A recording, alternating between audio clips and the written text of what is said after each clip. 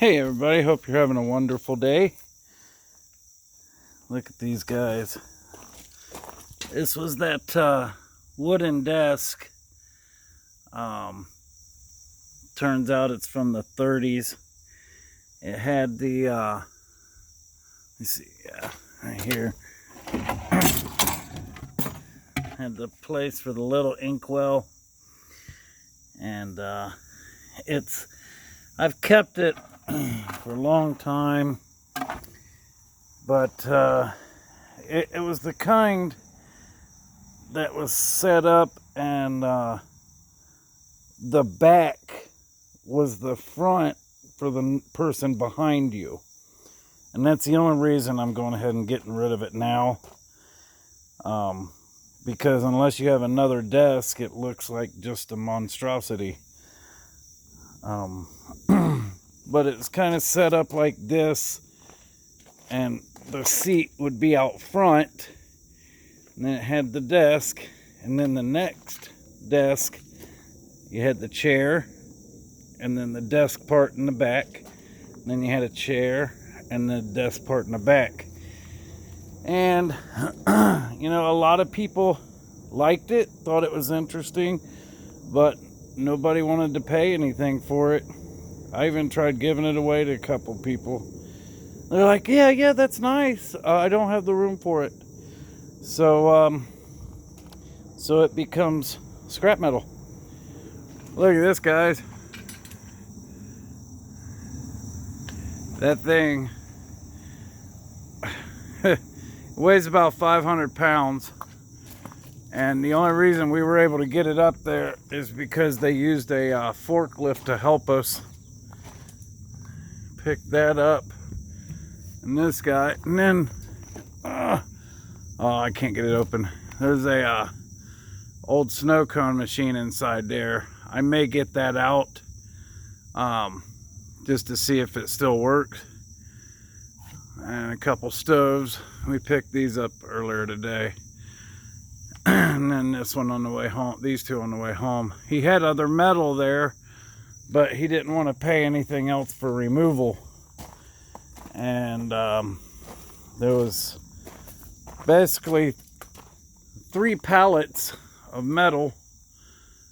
But I can't let these guys think, because this came from a major corporation, and I can't get them to think in their mind that I'm just a scrapper, because eventually what they do is they tell you, well, you're making money off this, so I don't need to pay you to remove it.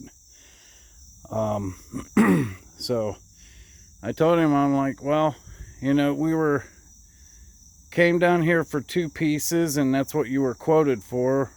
It'll be $200 for me to take the rest. Well, no, just take the 2 pieces then. So, Shane said he'd like to hear more about seeing another person in a positive light. And one of the best ways that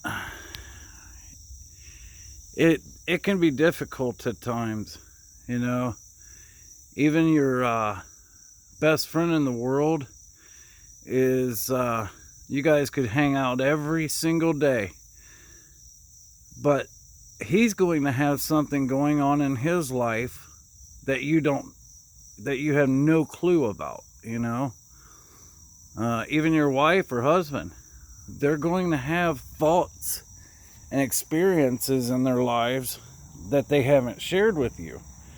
Now, I'm not saying that it's because they're trying to be secretive or anything. Maybe they are on some of it.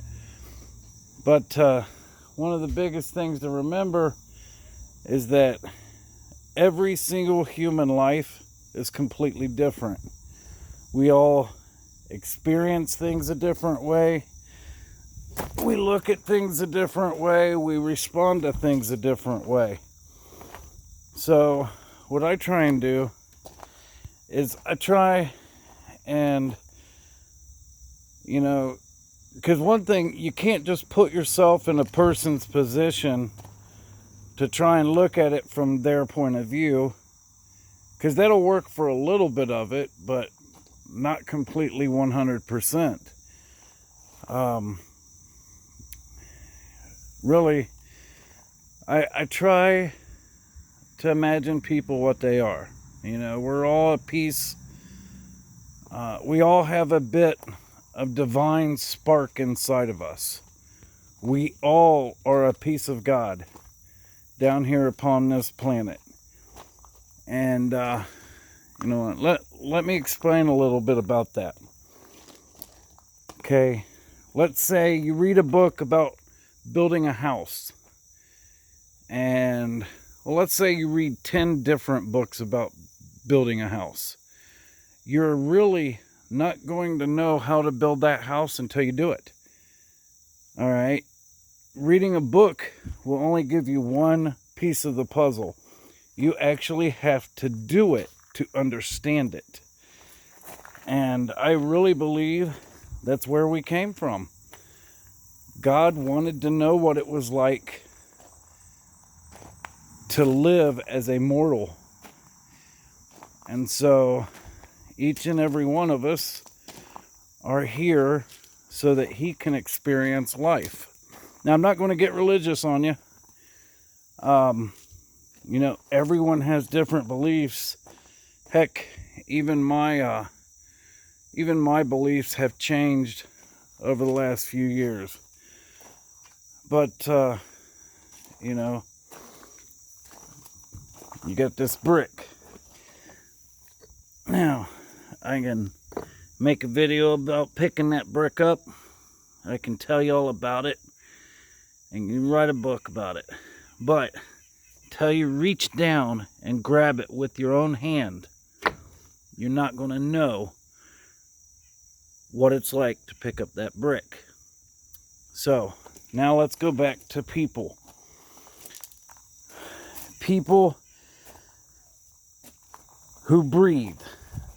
Our breath of life comes from somewhere.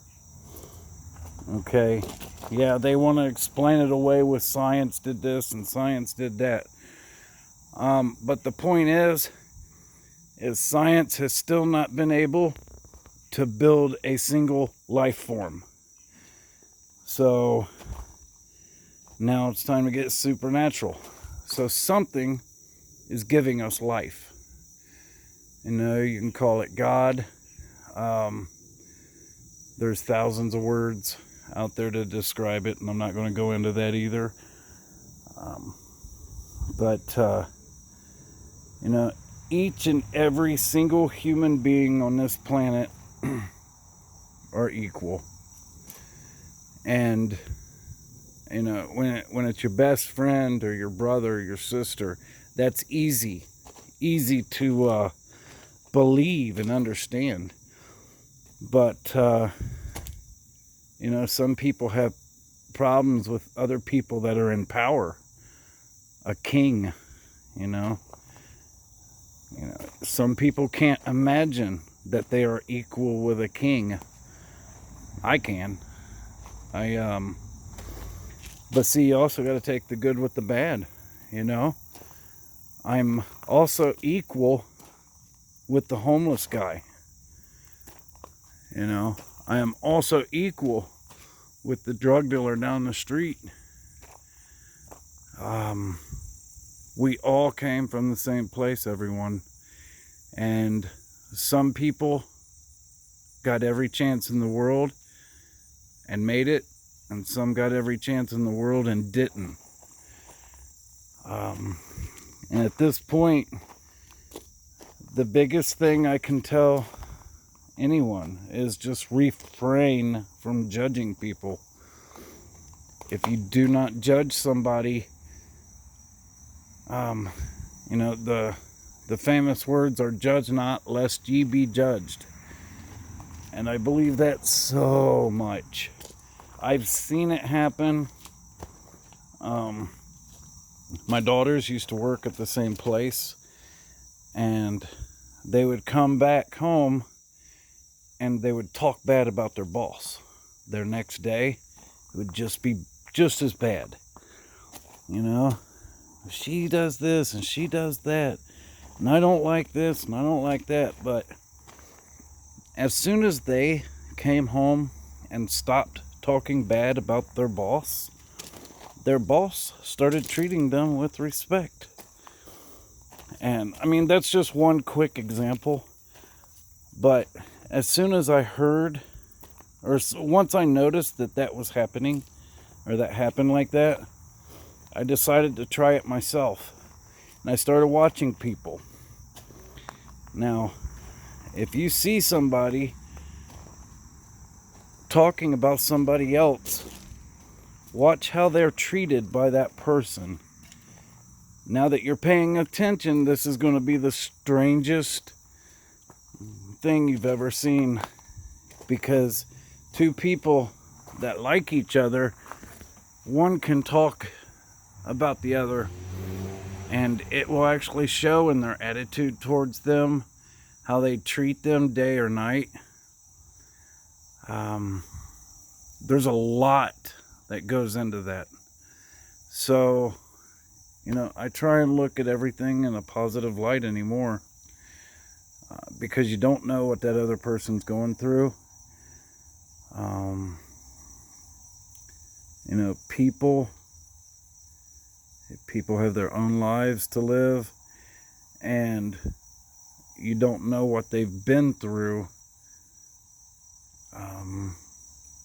You know, when I drove a taxi for many years, and there was this guy we'd pick up every night. He was a drunk, and nobody wanted to pick him up because he always peed all over himself. And when he got out, you had to clean up your cab. One night, we actually got to talking. The guy had 2 master's degrees. He was actually a professor at a major university, and he lost someone in his life. And he said it just started to, started to avalanche from there. And then at one point, he just gave up. And, you know, he turned his house back over to the bank, his cars, stopped teaching, you know. And within just a matter of 4 years, the man went from being an affluent person in society to someone that society doesn't even recognize anymore. So it can happen to anyone, guys. It really can. And the best way that you can help any of these people is like this. Hold your hand out, you know, and say, I'm here for you. You know, if they need a hand, give them a hand. I'm not saying that you should sit there and empty your bank account for them. I'm not saying that you should bring them home and let them live in your house with your family. But I am saying that they will never be able to get anywhere until someone believes in them enough that they can believe in themselves again. Guys, that's it. I've got to get to work here. I'll talk to you guys later.